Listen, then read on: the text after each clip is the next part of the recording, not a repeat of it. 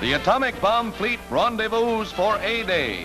Aboard the flagship Mount McKinley, commander of Joint Army-Navy Task Force 1, Admiral William H. Blandy, plans final details.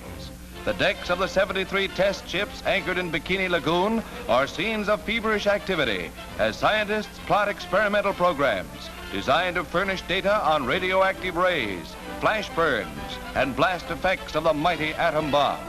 Animals of many kinds are shipped aboard the target vessels to serve as proxies for human crews in man's endeavor to discover measures to counteract the deadly results of nuclear fission. A sheep loses his fleecy coat in the interests of science.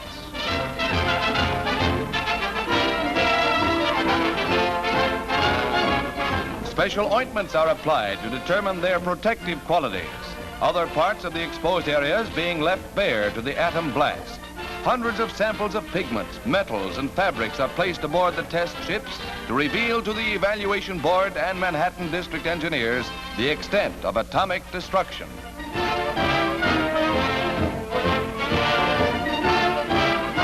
All types of materials undergo the smashing blow of the deadly plutonium weapon.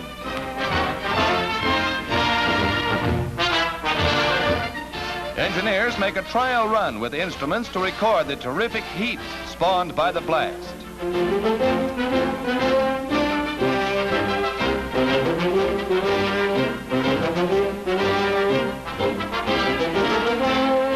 Thousands of specially designed scientific instruments are installed to record the historic explosion, and weather data is carefully compiled and eagerly studied for the coming of A-Day. Finally, Blandy says this is it. And on the eve of A-Day, Navy Secretary Forrestal tells correspondents from all nations assembled on the deck exactly what we are aiming for. I know that you'll be interested, as I will be, to see these tests tomorrow. And I know that you are aware that they are conducted in not only frivolous or casual fashion, but they do not constitute any gesture of war or aggression or threat. But the scientific byproducts that will come out of these tests, I hope, will be of value to the world. Thank you very much. Each hour nears, crews of the target vessels abandon ship with their gear. The men are checked and double-checked to make sure that no one remains aboard. Originally, there were 35,000 crew members on all the ships. It's the end of months of preparation on the Atoll fleet.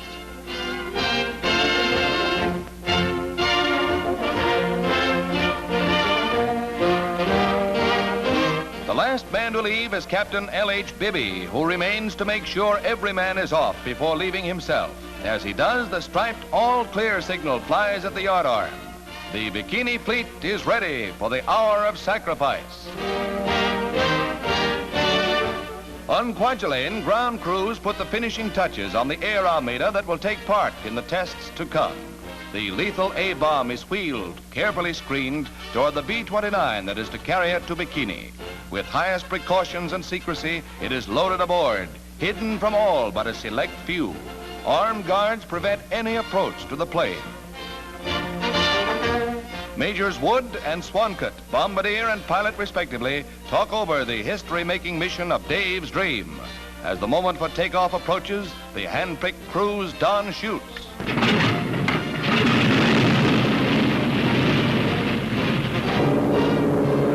Operation Crossroads has begun.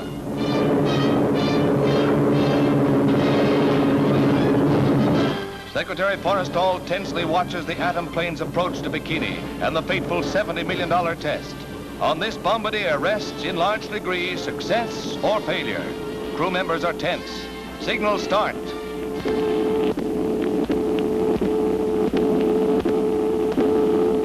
Every eye in the observation fleet is trained on Dave's dream.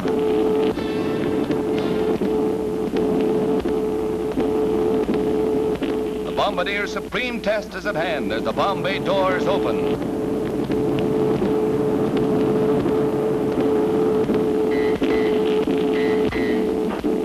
To protect their eyes against the flash which blotted out the morning sun, men are adequately prepared as H-hour approaches. Even with these goggles, they saw a stab of light as brilliant as lightning. while those without goggles turned their backs and shielded their eyes with their arms. The bomb is away. It's falling. The seconds tick away.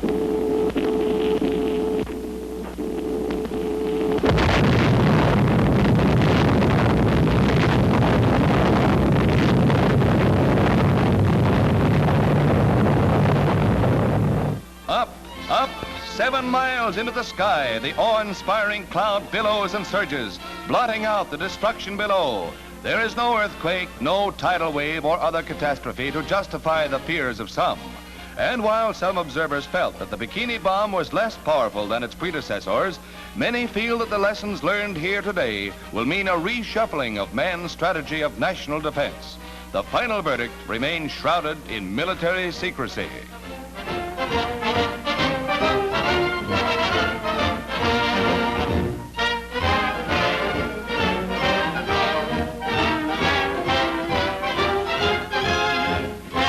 Whatever the verdict, Operation Crossroads is the motion picture spectacle of all time. And now the salvage fleet steams towards Bikini Lagoon, and every precaution is taken to safeguard men on board against dangerous radioactive forces. Of the 73-ship flotilla, 5 were sunk.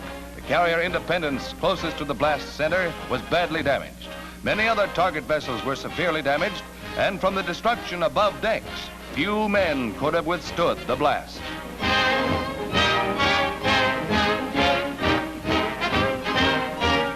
While the final results are assessed, let's view the blast as filmed by another camera. Once again, we see the destructive power of atomic energy.